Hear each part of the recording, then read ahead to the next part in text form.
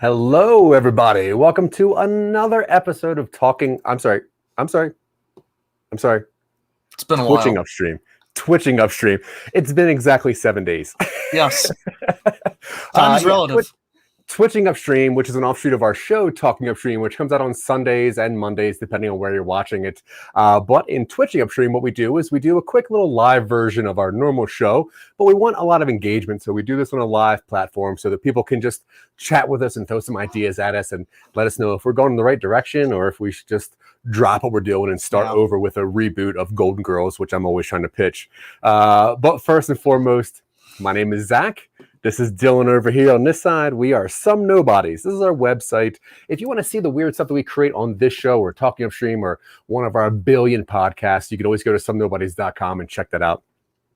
Quick shout out to Scene Snobs for having us on here and for pushing all of our stuff and making sure that I get a chance to talk to my best friend Dylan. Before we get our show going, though, we do have a very, very special announcement going on. If you in 1 second, if you look at the scrolling thing down here, friend of ours, friend of the show, friend of the network, they need your help. We got a sick puppy that needs some serious work, and it's a very sad situation going over there, but we can help, which is great. Yeah. And what I need you to do is I need you to look at this telethon, a live fundathon that we got going on here to save Brady. It is this Friday, March 5th. 6 p.m. to 2 a.m. It is a long 8-hour thing. We got amazing talents going on. We have amazing people. We just need to help this little puppy. And trust me, we were thinking about putting a picture on here, but this dog is so cute and so sad. Very cute dog.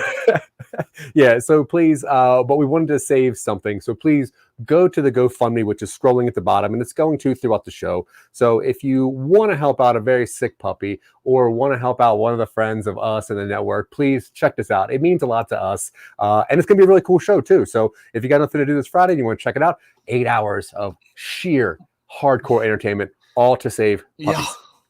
Yeah, it's a good cause. Yeah, but Dylan, how are you, sir? It's been a long week, Zach. I'm sure you know that. It has been a very weird long week. Yeah. I've slept in the weirdest places this week. Yeah. But that's my business. Let's get on to some stuff that I know you really do not want to talk about, which is pop culture and my my love of media. Let's start with DC news. So obviously Snyder Cut is coming out very, very soon. We are days away and I'm super excited. And recent news is that it's going to end with a cliffhanger.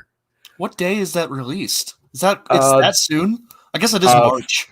Yeah, we're in March. I think it's the 15th. Oh wow. All right. 12th, 15th, something like that. I know All it's right. like less. I know we're less than 2 weeks away. Mr. Jeff Dwoskin, how are you, sir? Oh, hello. Hello. If you please, if you're watching this and you like Jeff Dwoskin, if you tune in tomorrow on his show, you will see me doing a very new, weird live bit that I've been working on for a couple days, and I'm very excited about it. I have one very hardcore issue with Netflix, and I'm just itching to talk about. Gotcha. So check out Jeff Dwoskin's show tomorrow night, and you will hear me rant about something that I have too much passion for, even though it is very little bit. But anyway, so Snyder Cut, days away. Yeah. Cliffhanger. Knowing that he's not doing any more work with DC, he's not set up to do a sequel. What do you think his cliffhanger is going to be, and why end this with a cliffhanger? I think it's going to be similar to how. Remember the MCU Incredible Hulk movie has that tease of the leader in it? Tim Blake Nelson gets knocked over and all the stuff falls on him. I think it's just going to be a loose thread.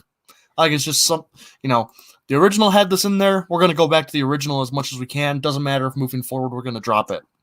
Yeah, but the difference with that is that they can always circle around and still use the leader. Snyderverse is done effectively after this. So I guess it's maybe a way for him to get more crowdfunding to make sure that he keeps projects. I mean, look, I'm a fan of Snyderverse. You know that. I know. That's fine. Okay. Star Wars. Yes. So Gina Carano has been fired, obviously, and she has been set up to be in other shows. And recent news is that they're going to swap her character out for Harrison Dula. I'm not sure if you know much about Rebels at all, but Hera is she's the pilot of the ship The Ghost, and she is a Twi'lek. She's got an amazing backstory, obviously, because Rebels is a super great show. But how do you feel about just swapping out a character for character? I mean, what was her character? Cara Dune. I couldn't even remember her name. It's such a non-entity. I don't care. Yeah, fair. Another action girl. They don't really develop Kara's character beyond the fact that she's ex-rebel. So bringing in another ex-rebel, I mean, if they develop the next one more, and apparently it's a Rebels character, which I never watched. If they develop that character and then have to swap it, that's fine. Cara Dune never got much beyond she's old military, she's out of the game, but she's helping Mando. Yeah, I'm with you. She's busy working on Daily Wire movies. All right, let's pop over to Marvel for a sec. So before we talk about WandaVision, which is my favorite show ever, Spider-Man, with the recent news of the fake name drops and everything going on, and then obviously the real name being No Way Home. Do you think that this is, and there's also that talk about him not renewing his MCU contract.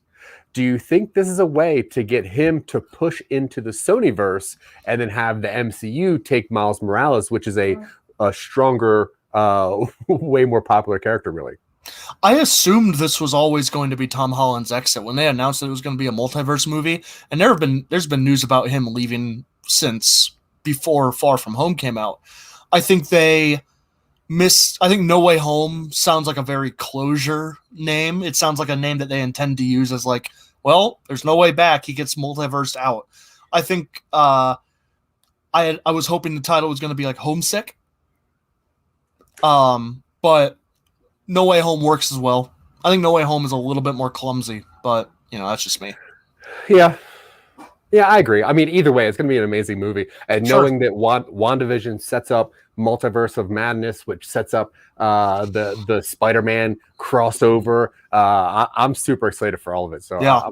I'm so in. I don't really care. I'm not really attached to Peter Parker as a character. I think Miles is also a cool character. I just like the concept of Spider-Man. So I don't really care. Yeah, if it's Miles or Peter. I like Miles. Okay, but WandaVision. Now you're caught up. Yes. 8 episodes in. Yes. 1 left. Allegedly. What do you think? Oh, you think there might be a secret 10th? I've heard people claim that I think the story is that Feige said the last 3 episodes are an hour long each.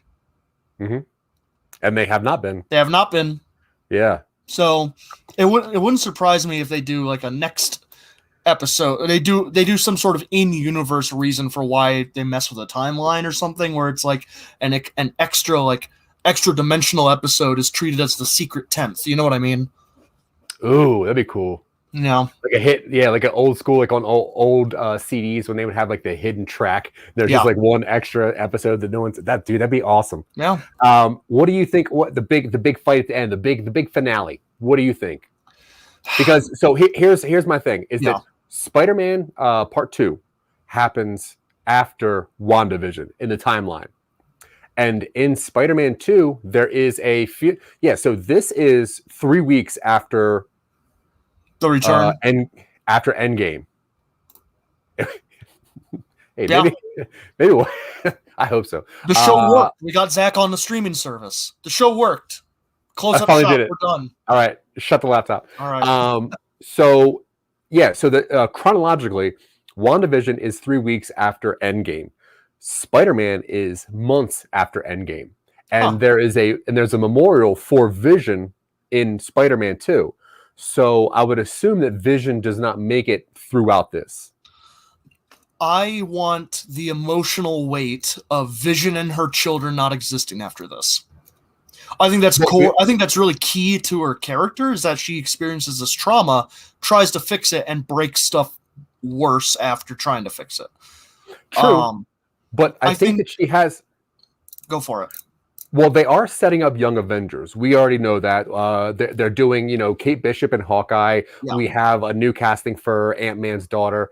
So then we know that we're setting up a Young Avengers, and the core team of Young Avengers is Wanda's 2 children, which means they have to survive. We're not going to watch kids die or disappear. They're going to kind of alter it a little bit, and that's cool.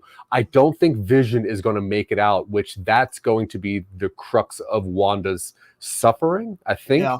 I hope so, I think. But I do think that there's still one more person. I think there's a big bad. And my reasoning is because when they showed... We're going to assume people that are watching right now have seen episode 8, right? Alert. Yeah. All right, spoiler. Fine.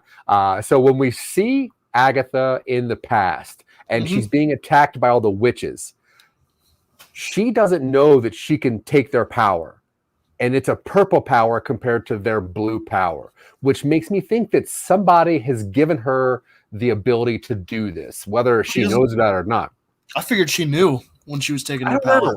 I don't think so. And then when you see how she's holding the children at the end with those little tethers, her fingers are black, and I think that's a little bit different than something that's going on. But also, I don't know. I have a lot of questions, but I'm super excited to see how this goes. Do you have any? Do you think it's Mephisto?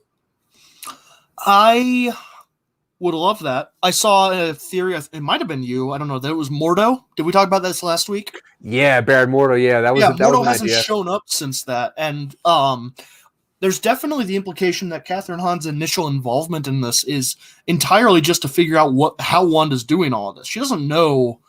She didn't know when she got to Westview that Wanda was gem powered. So there's might be something else going on, because I think it does need a stronger villain than Hayward being just an idiot, being the dumbest person on the show. Just so dumb. He's just so dumb. So dumb. Such a dummy. I'm so excited where this is going. Once they showed White Vision, I was like, "Oh man, I'm so in." Sure. And I like how instead of the Soul Stone, it was like a little arc reactor from Tony Stark. Dude, such a cool thing. And then there's also this other theory, and I don't know if you know this character very much, but there's this theory that it's Shakan, who is the guy who's in charge of Shakan. I think his name is Shakan. I don't know. He's a bad dude. He's in charge of one of those books, and because that book is so important, and I don't think that book is the Darkhold.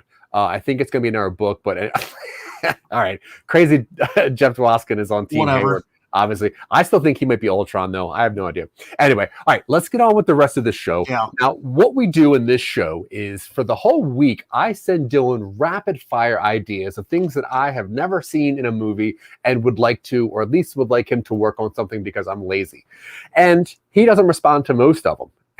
So what I did was we designed a live show where he has to respond to one. So what he's going to do is he's going to rifle through all the weird texts that I sent him throughout the week, and he's going to pick one idea that I don't know what it is, and then we're going to work on it with your help. So at any time while we're in here making up an idea, we have a suggestion, we get kind of stuck in a dead end or we're going in a loop or something, just throw an idea out there, just type it in whatever chat that you're watching this on.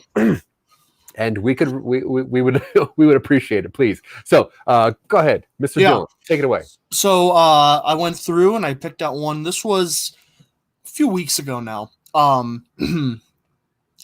Monsterologist on the trail of Bigfoot meets a Mythbuster podcaster and a true crime podcaster on the trail. They all found a murder scene at the same time. The true crimer was following clues the police weren't. The Mythbuster sought out magic spots in the USA and was doing readings, and the monsterologist is following ancestral lessons and tracking something. Turns out it's demonic suicide. I chose this one because we've gotten really, I mean, you far more than I have, but I've become kind of embroiled in these podcasting groups, and we're meeting people and stuff like that, and vanity projects. we can always we got people we can do this with. So it's like, this is kind of fun. Plus, it touches on a lot of like supernatural nonsense that I kind of like. So I figured let's do this. Now, my first thought, just going into this, is that this is like either a movie or, I mean, it could be a podcast. Either one of those. I like a movie. Like a visual thing for this. Sure, cool. And I think showing audio mediums is always funny to me. Yeah. And I was imagining this as kind of like, we follow these people first, then meet up about a third of the way through. That's when we get the big, like, or even, I don't know, I always like to spend the first long while introducing everybody before they form their group. But I figured it would be, they wind up finding the same clues. They investigate something that brought them all together. Something doesn't fit. Something feels off about it. And then the third part is them versus like a cult or something. I wasn't so sure about the demonic suicide thing. I like the idea that it's more like a ritual sacrifice. Cool. Not a problem. Yeah. Demonic suicide just sounds so weird to me. It'd be some metal band. Ugh. Okay, so ritual sacrifice. Okay, so you said the first part was kind of the meetup, the understanding, the knowledge. Yeah. And what's the second part? Second part is the investigation, where they follow the clues. All right. And that's when the world opens up for them. Cool. Now, which of these groups do you want to kind of follow? I think the monsterologist is probably the most interesting. I figured it was going to be all three. Oh, we actually follow all three of them. We have like three timelines. Not even three timelines. We started off following them before they intertwine. I don't know why this is the example I'm going with, but Independence Day, it follows all the characters and then they finally meet up once things go wrong. Cool. We follow all of these podcasters. We see them each get drawn in. We see them doing what they're doing. We see them each get drawn into it. We see them investigate it, and then we end. I'm seeing, like, if this is a 90-minute movie, like the 20-minute mark, with everybody coming together on the trail and meeting each other, and then they realize what's wrong. Cool. All right, and then what are each of these guys doing? So, are we following them after they found out about this one incident, and that's why they're going there, or do we meet up with them as they find this out? I think we meet up with them before they find anything. We see them each get their independent clues that lead them to the forest. Like, for some reason, I'm seeing this take place in like California. I don't know why. The forests of California, like Northern California, sure, or Pacific Northwest, or is that where the redwoods are in California? Yeah, Endor. Oh yeah, Pacific Northwest. If we wanted to be like deep, like coniferous forests. Cool. All right, so we're going to be in the Northern California forest. Northern Califorests. Yes, that's what they call it. Thank you. Okay, so the monsterologist is tracking what when they find out about what?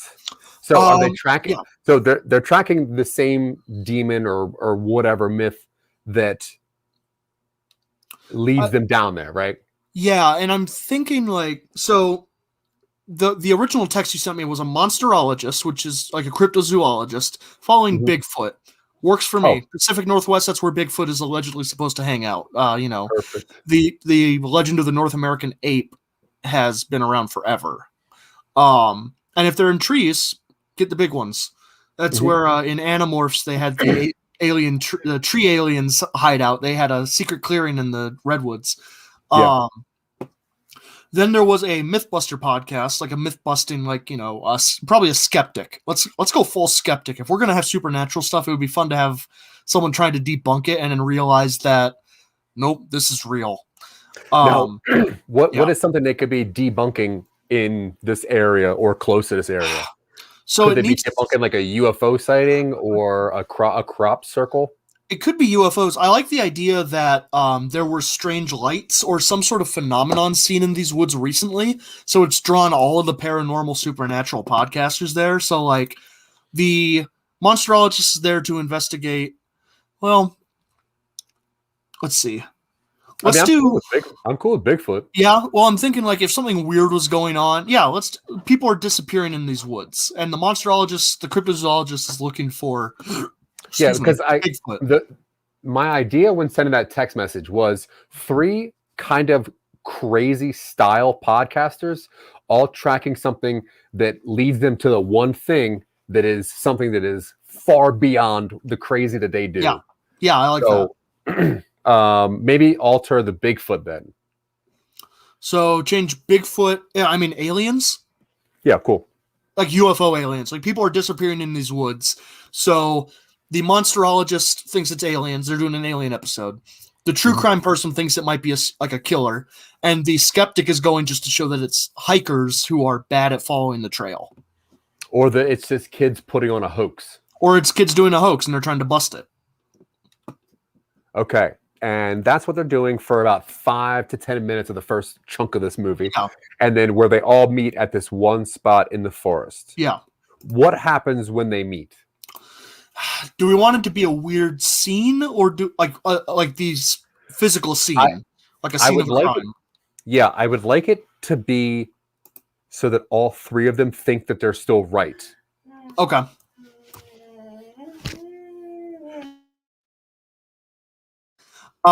So it's important to get everybody there. I'm going to take over for just a second while Zach deals with some potential stuff.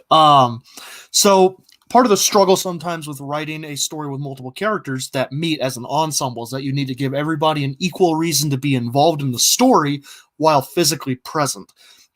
We have the message that Zach sent to me, which is about 3 podcasters investigating strange, extra supernatural stuff, is that you can have unexplained things going on and still have an interesting reason for people to show up. So what we're doing right now is trying to figure out something that is general enough for everybody to be drawn by, while also being different enough that we can shift it into something different. So what we're looking at right now, a cryptozoologist, a skeptic, and a true crime podcaster are investigating an area of the woods which are disappearing bodies. And some of them might think it might be hoaxes. Some of them think it might be just kind of whatever causes people to disappear. In the woods, a bear. So let's see. While Zach is coming back into the stream, I'm going to let him continue. No, you're good. You good? Oh, I'm good. Yeah, absolutely. Cool. All right, cool. I was just going on about the importance of giving everybody an equal reason to be involved in the story. Yeah, I think it's a very clever way of bringing people together and having them have a purpose, and then also maybe just misguiding the audience members as they're watching this. Yeah. Okay, so they're at this meetup here, and I think it'd be clever if they all kind of think that they are, doing the right thing, and they're on what they think is like the biggest score that they have, that they've gone through. And I don't really know what happens here. I guess up until the first arc, we can just they're all going through their motions. They're kind of setting up their things. They're proving why they're all right, and then we get to the knowledge that they're not right. Do we want them to be in competition before they actually get there? Like all 3 of them show up at the trailhead, the nearest trailhead, and they all have their one of them has a hand recorder, one of them has a professional kind of walking rig, and one of them is just doing a live broadcast on their phone, and they're all like, "Yeah, something weird's going on, huh?" And they go, "Oh, do you really think this is aliens? Because this is obviously a hoax." And the guy's like, "No, it's not a hoax. If you look at these signs right here, this is classic things." And then the one's like, Look, I know you guys think this is aliens, but it's obviously a murder because I've been tracking the serial killer up to here, and if you look, there's blood splatters over here, blah blah. Yeah, I think that's cool. And then what would be the bit of information that lets them know that they're all incorrect? I think they stumble across something. I think they find like the actual site of it. Cool. And is it that it's a traveling demonic sacrifices? It could be. That's kind of the immediate option I think we have is that it's a straight up cult. It's a demonic cult, and that's it. I don't know if we want to go that obvious though, do we? Like, well, what are some? Why don't you throw a couple of things out there? And once again, if you're watching this, just throw an idea out there, something that's very, very weird that is not either true crime, alien, or a hoax. But what are some other things that we could that you could see? Because if it's supernatural, maybe it's like a vampire, or maybe it is maybe like a monster squad team, like in a battle fighting something, and they're like wildly overwhelmed. I mean, we could go just straight up like there was a blip in the universal fabric and something slipped through. So it's demon in that it is something external and hostile. It's not like a traditional like wavy bladed knife stab the virgin in the heart type of thing. It's a demon in that it is something unknowable and fundamentally different.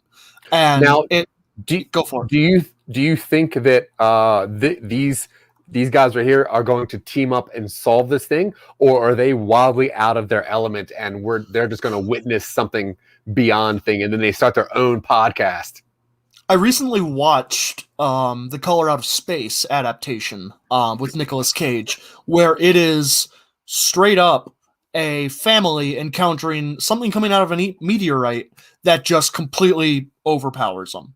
And do you think we could go kind of like dark horror on this, where it's kind of creepy in the woods? And so absolutely. I'm seeing it then as like this aberration just kind of came into existence, and these podcasters are horrifically like outmatched on this thing. Yeah, I think that's cool. What do you want to set up the scene of what kind of thing they're gonna like, how this looks when they actually find when they find each other / the knowledge? I like the idea that they all meet at the trailhead and they kind of go in tandem together.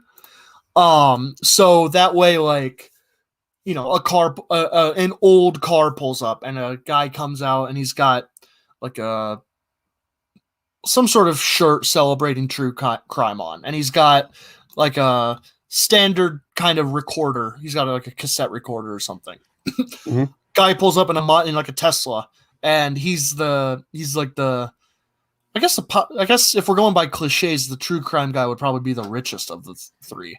I like the idea that then the skeptic shows up in like an old beater with like a tape recorder because it's not digital and they can't track you. The true crimer shows up in a Tesla and he's got a nice rig because true crime is definitely not an oversaturated market and you can still make money on it. And then the cryptozoologist like walks up with his backpack on and he's taking notes or something because he records all his stuff later after he writes it down. And at first they all think they're just other hikers or something. And then they start taking the trail, and then they take the same trail, and then they go deeper into the woods. And it's like, okay, I think these guys are pretty savvy. So they stop once they realize they're all on the same walk trail. All right, what are we all here for? We're all here for Scene Snobs. Hello, Scene Snobs. Hello, Scene Snobs. Nah, you're just getting in time. Actually, this is a very good time to play that other thing. Let's go ahead. If you're watching this anytime, especially before Friday, March 5th, please tune in to this awesome little live-a-thon that we're doing for this cute little puppy. We want to help this puppy out. We want to help our friends out. And if you got any time, go to this GoFundMe that's going to be scrolling here throughout the episode. But B, tune in also on Friday and just kind of check out all the weird stuff that Scene Snobs is doing. We really want to help our friends out, and this puppy is so adorable and needs our help. So please check that out. Check that out. Yeah, little eye surgery to prevent an infection. It's important. Yeah, very important. Okay, so now, what is this middle part? Now, this is the investigation of what's actually going on. I'm assuming they're going to team up now, right? I think so. I think that makes sense. Something they stumble across like the scene of something. Maybe it's like as they're all discussing their own content and they're all trying to outdo each other and they're all being like, "Hey, I did an episode on Ed Gein, and I really went into detail about the gory stuff he did." And the cryptozoologist is like, "Yeah, well, I went into an episode on the some cryptid that's really, really violent and gross." And the skeptic's like, "Yeah, you guys are talking nonsense. Nothing here is." And they come around a turn in the forest, and like maybe it's just like I'm trying to figure out a way that we can do this so that it's not that someone else has already stumbled onto this space. Because if we're doing a monster in the woods, do you think someone else? I don't think someone else should have stumbled onto it. I just think that they kind of are all there right around the same time. They're fighting when to be determined. The idea right now. So the idea right now for everybody who's just tuning in is this is a movie. We're doing a story development right here, as we do on Twitching UpStream, where we're taking a text message Zack sent me and we're spinning that out into something we can produce. Right now, the text message he sent me regarded 3 podcasters from 3 different genres: cryptid, skepticism, and true crime, going into the woods to investigate missing people and realizing that it is something else entirely. The monster's on vacation. Hello, Red. Potentially. The idea we had kind of discussed was they think it's going to be, the skeptic doesn't think it's anything. The cryptozoologist thinks it's just like a bear because cryptids always turn out to be a bear with mange or something along those lines. And the true crime person is like, well, it might be a murderer, but it's probably just a bear. And they go out and they are confronted by a demon in the classical sense of a creature from outside reality. It is unknowable and horror, and I don't know, I'm kind of liking what Red's saying here. It normally lives in the city and is going to relax in nature. It gets found by cryptozoologists. Oh, racist humans who assume it's a nature monster. Okay, yeah, I'm into that. Yeah, or Wendigo. We could do Wendigo. Wendigo has a lot of cultural associations with it that I don't really have the research right now or the knowledge to cover in a respectful way, but I do enjoy it. Honestly, so we could do this where its very presence in our reality is kind of like what's the example? It's like it shouldn't be there, so it's twisting everything around it, and it's not. It's like Annihilation did it very similarly, where something comes. Sorry, go ahead. Where something comes from outside reality and winds up just kind of being messed up. Like it messes up reality. Yeah. Yeah. Yeah, I like that. Wait, do you not like the idea of, like, say that there's another mythological group that is fighting something else going on? Like they stumble into like a war between 2 different groups in the woods. Sure. Yeah, that sounds good to me. I think that might be kind of cool. Is like if they think it's like this surface level stuff, and then they actually just kind of they get into a mini war or a mini sacrifice or like a mini I don't know, just something weird. I think that might be kind of weird. Kind of like Alien versus Predator 2. Why do you always bring this up? It's either this or you're bringing up Jurassic Park 2. Why? Yeah. You pick the worst things to bring up. Well, we could reboot it so that it's in a good way. Wait, what's? Go ahead, read this out. If it's a city monster, the cryptozoologists are looking for human victims because of all the wrappers, food scraps, or suggesting campers. But it's really processed food that the monster eats in the city. I mean, that's not bad. I do like it being. I like it being in the woods, though. How about a murderous magical being on vacation who's bending reality to not be discovered? Ooh. So there's a Russian novel called Roadside Picnic, where from the 70s. It's old. I think it's from the 70s. It's Russian, so who knows when it was written. But it's what the Metro games were based off of, where the idea is that Earth has been wrecked by. Dude, that's wild. Don't you dare! Don't you dare get come started. Come on, look at this. Read this out loud. A layer of reality beneath the top layer of the Earth. So a separate dimension, but the portal is through a cave in the woods. We kind of did that last week. Not really. Time pocket? Oh, the time pocket. Yeah, the hot pocket.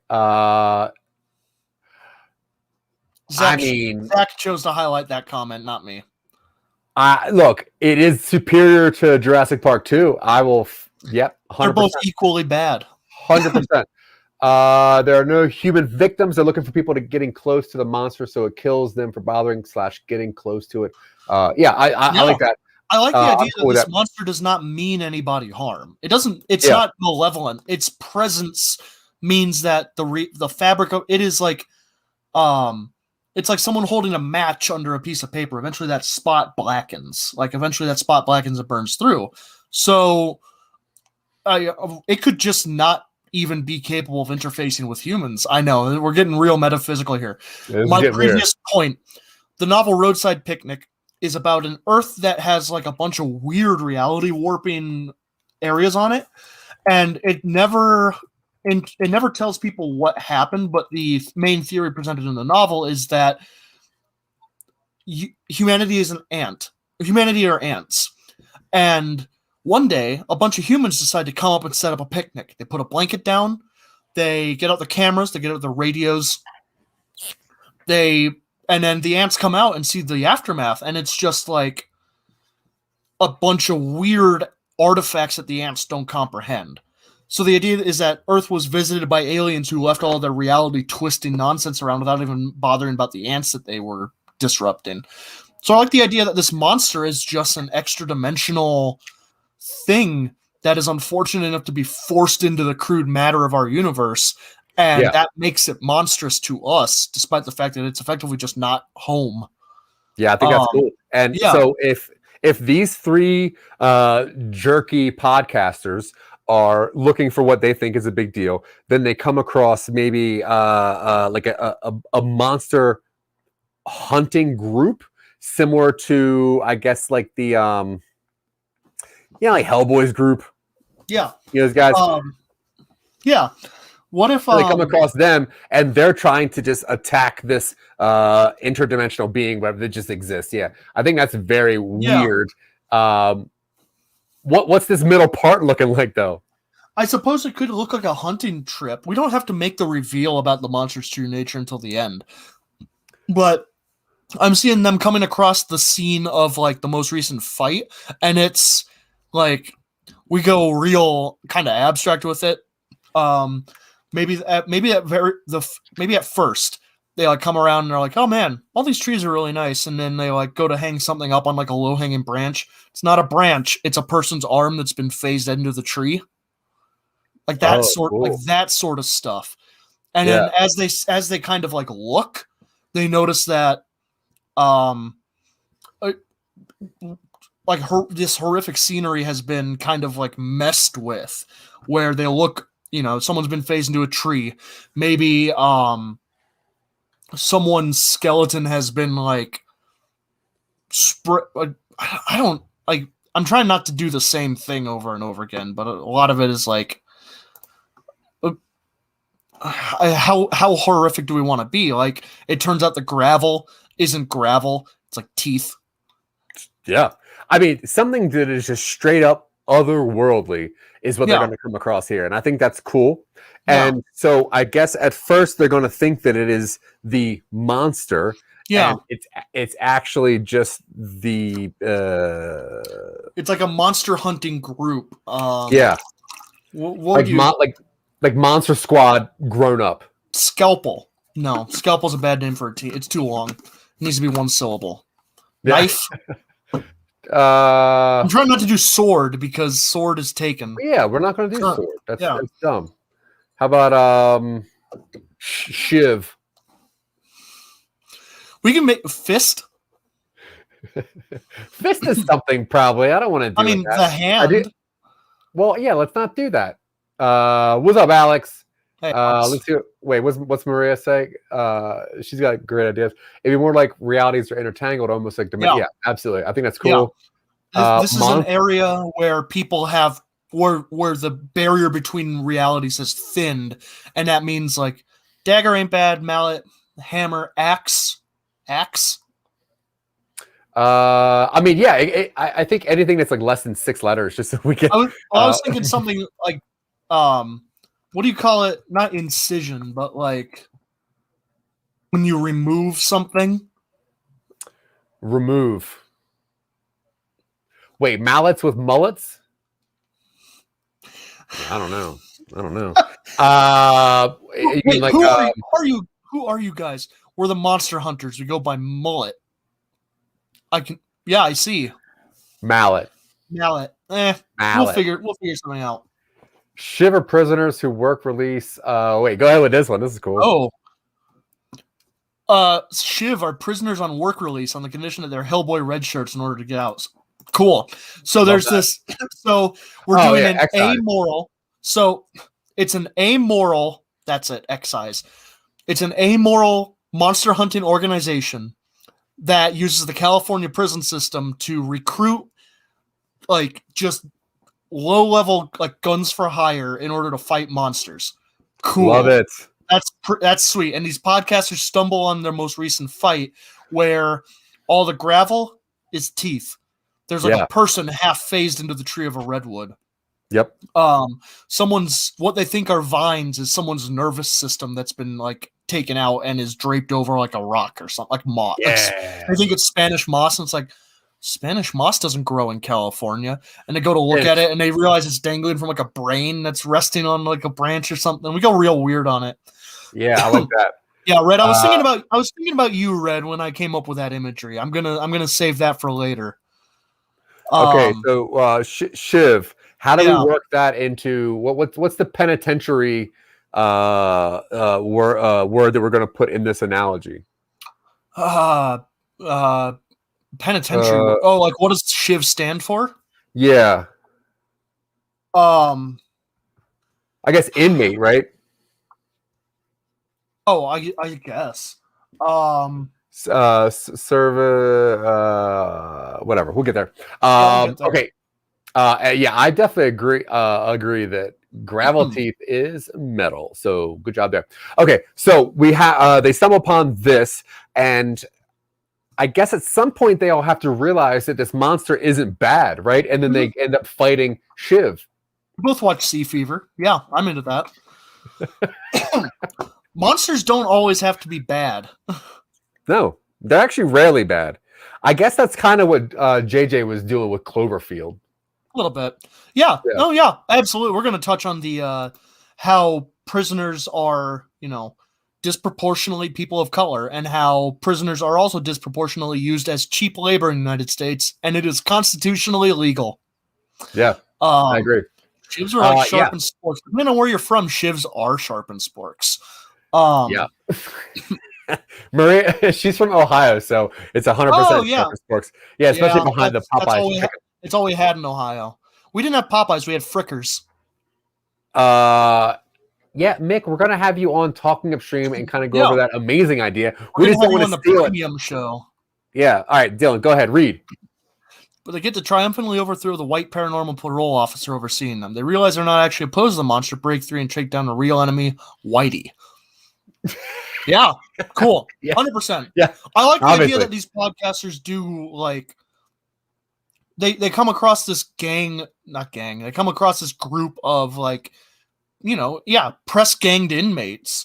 And they wind up effectively at the end, like they either have the opportunity to save the overseer, but they don't, or the overseer dies. And it's like, well, we don't have to report. I'm not a reporter. I'm not a journalist. I'm a podcaster. I make a good story. Yeah. This is a great story. and it doesn't necessarily have to, inspired by true events doesn't mean that it's 100% accurate. And then the inmates just they run off into the woods.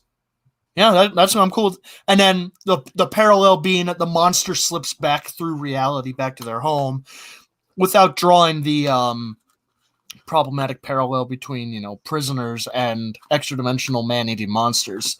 Yeah, we do the Godzilla thing where it's like they have that moment where they stop and look at it, and it's beautiful. It's it's something like they've never seen before, and then Whitey starts. We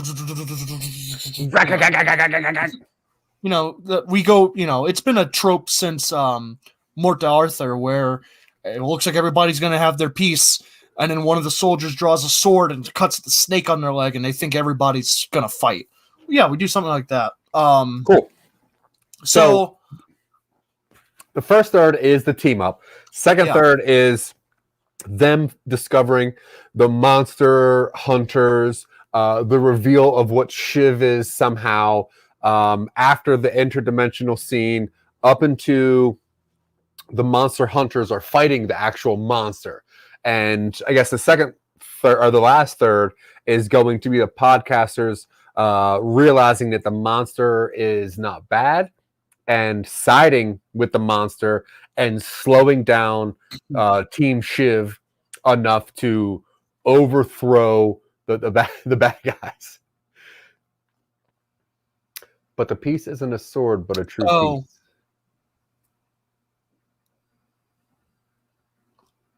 I don't follow. I think you're talking about the King Arthur thing I was saying. Oh. I hope this is not true because you have the coolest comments in here. Keep them coming. So what I'm seeing, Act 1 is them we meet them. They go to the trail, they meet up, and Act 2 is when they still think that and that's the end of Act 1 is when they stumble onto the battle, like the battlefield, where we're like, oh, this is more than what they thought it was. And the second act is them getting chased by the monster, getting rescued by SHIV, and thinking that SHIV is a good guy. Oh, absolutely. SHIV is just the nickname used by the parolees. It has to give this a very neutral or corporate whitewash acronym that relates to a more dignified acronym. We'll figure that out in a second. But I like the idea that they call him SHIV because it's like, we're makeshift. Send in the SHIV. We're makeshift. They take what they can and use it as they want. And then generally they throw it away once it's done. That's deep. So they stumble on the battlefield where there's teeth as gravel and that sort of thing. I figure Act 2 is a pretty conventional monster chase, where they meet up with the sun starts to go down, or things are getting weird and the sun sets way earlier than it's supposed to. It's like, we need to go back to sunsetting. It's like, what do you mean the sun's setting? It's 3:00 in the afternoon. It's like, well, it's getting dark, and then just suddenly, like, the sun goes out or something like that, and that's the sign that the monster's close. Maybe it brings darkness with it sometimes. Okay. I don't know. I'm trying to think of weird extra dimensional anomalies that can happen while this thing is nearby. Yeah. I think trees are dying or something. I don't really know about the sun going away. I don't know how that would work in an area. But if trees die, if wind stops, let's see. Oh yeah. The leader of SHIV, the overseer. First off, we're going to call him an overseer because that is an evil word. I don't think it's in modern use in any way. You usually use foreman on a dig site or something like that. Overseer is specifically supposed to oversee indentured people. But definitely going to be portrayed in they're going to have aviators. They're going to look like the sheriff from Oh Brother Where Art Thou, that sort of thing. And a mallet. Yeah, he stakes them. Oh, cool. All right. Yeah. Maybe they have a techno spike, which is supposed to capture it or something. And this will help Maria's try to connection to get the mallet thing. Come into that. Yep. Okay, so this actually might be kind of cool for your idea. pulls energy from the sun. So if like the sun's out, it's just stronger, and or it acts like, so the thing about being extra dimensional is we can make it kind of do whatever we want, so long as we're consistent for what it can do. So if it's extra dimensional, it can act as a magnet for electromagnetic light. Like for lights on the UV spectrum, it can pull light into it, and that way we can kind of make it like it's always heralded by like the light and color going out of the scene. Yeah, that's cool. Overseer or Watcher, right? Watcher's pretty filthy too, but so I like the idea that Act 2 is a pretty conventional monster chase where the podcasters are dragged along with Shiv and they get to know the inmates and that sort of thing, and they realize that, you know, the guy in charge is a no nonsense asshole. And then Act 3, we learn that Shiv's motives are not nearly so wholesome as we're led to believe, and that this thing is effectively like, it's like a mountain lion that got into a suburban neighborhood. It's scared, doesn't know what it's doing, and it doesn't know any better. And it could be kind of cool if, like, say, Shiv or like the leaders of Shiv are pulling the monster into this world to harvest them. Yeah, it acts as a magnet for magnetism. I when I said it acts as a magnet for electromagnetic waves, I'm a writer. The last science class I took was advanced chemistry my senior year of high school in 2013. No, 2009. You know, so Dylan, the reason that you're part of the show is because you bring the level of intelligence up. Saying things like a magnet for magnetism is really... I didn't say that in exact words. That's what Brett Flanagan said, and honestly, I'm going to trust him. You didn't put quotation marks around it, so it's not official. Anyway... so how how active are they in the defeat of the Overseer of Mullet? Do they actively do they actively contribute to his death, or is it more like a death of like not inaction, or is it death of inaction, but obviously due to the monster. The monster is initially subdued, and maybe they release it so that it kills the Overseer on its way out. I think that's kind of cool. Yeah. So I'm seeing like if they're dealing with extra dimensional monsters normally, they probably have. I like the idea that they have like a big spike that they hammer into it, and that anchors it in our dimension while neutralizing it. So that way they have something they can remove, which allows the monster to go crazy, and it has that moment where it like flares up and it makes eye contact with the heroes or something like that. And it kind of calms down, and then Mullet shows up, and then that goes crazy, and they don't. I think he meant it absorbs energy like a solar panel, and it charges to AKA. But maybe it weakens the sun, so definitely put a time restraint on it to hurry and figure out what to do. No sun. I don't think it has a worldwide effect, but I like the idea that they realize kind of how it. I mean, that could be something that let's say that if it does something that's similar to that, they could tell the podcasters like, hey, this thing is going to destroy the sun. We got to kill this thing right now. And it's actually not true. What it does, like, it just actually just darkens the atmosphere. Instead of, I think that's, I mean, I like that. I think that's cool. Red Flanagan. Yeah, I think that's cool. And the SHIV is the interdimensional tether. Also, so there's a team SHIV.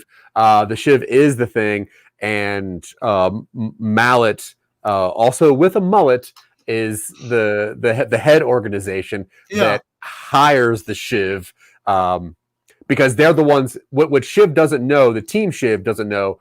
I mean, I agree.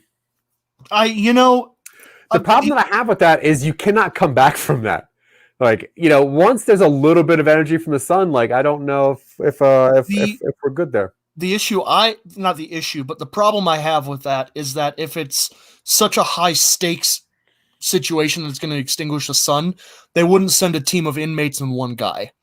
I like the idea that they use it as an excuse where it's like, you never know if the next one isn't going to be the one to end the world. So we have to treat all of them as if they're an existential threat, which I like that. I didn't realize it, but I did just quote Batman from Batman v Superman. If there's even a 1% chance we have to treat it as an absolute certainty. And I'm like, Yeah. yeah, I get it. Yeah, Whitey exaggerates the problem so that he has an excuse to go after this thing. And of course, he gets his rocks off on hunting monsters. Cool. You know, he's a big game hunter. We can make a commentary on conservation and sort of things. Where, like Sea Fever does, it's just a thing. It's just an animal.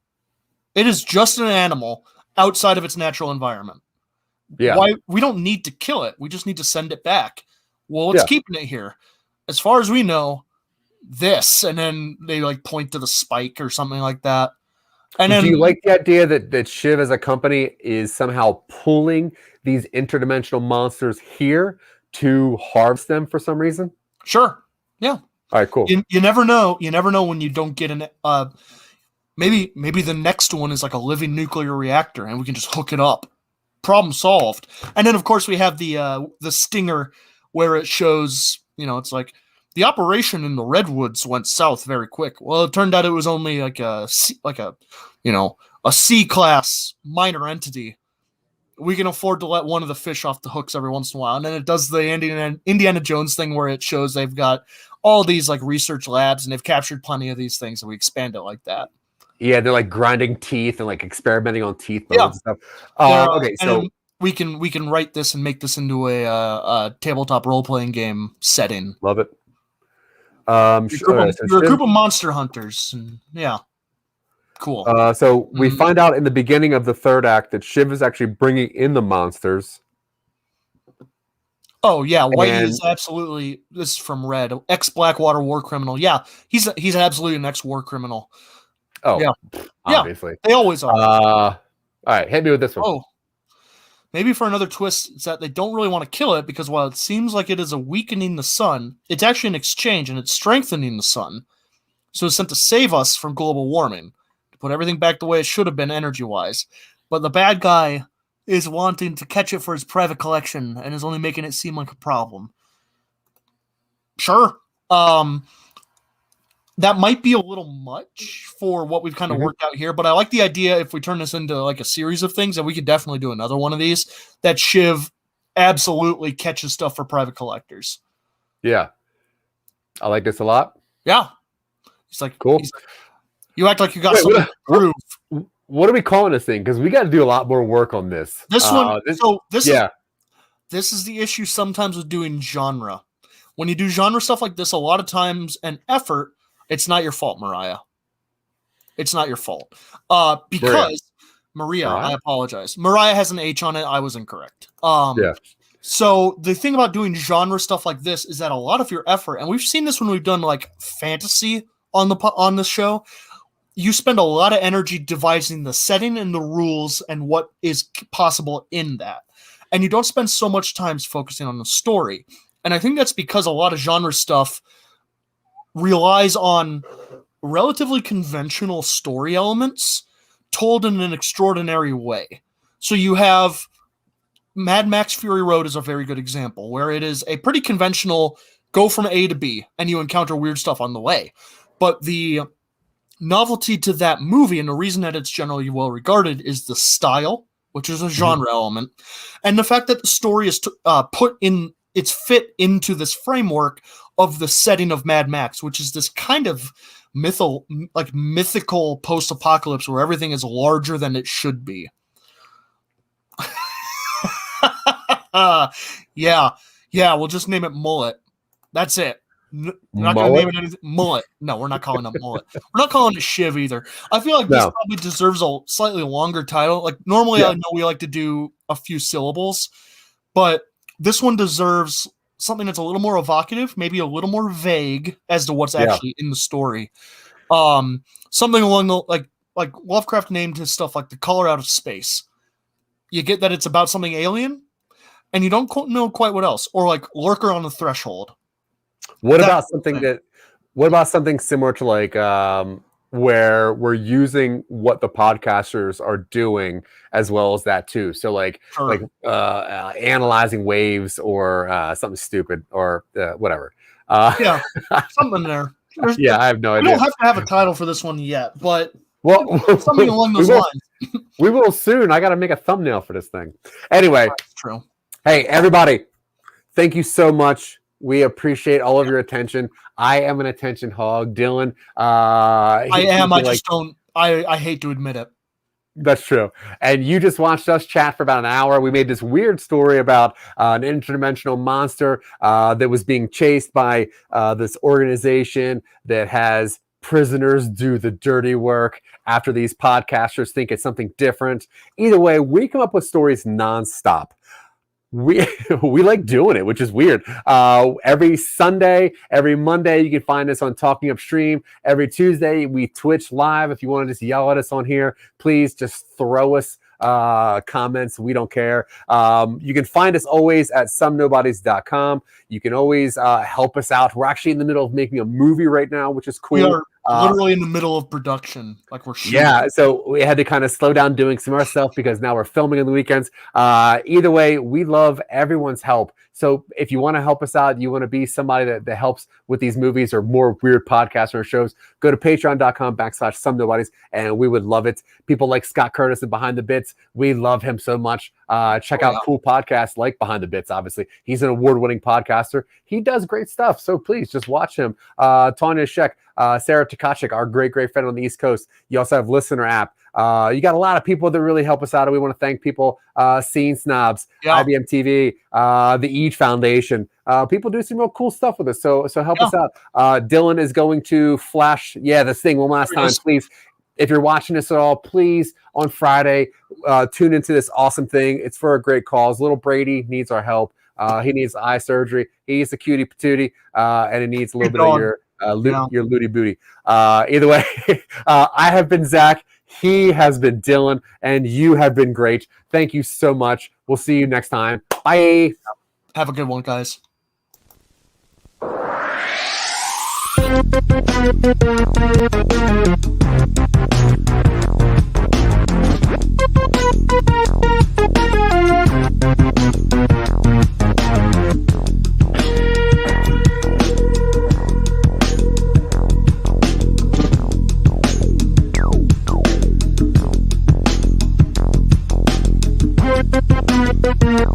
Thank you.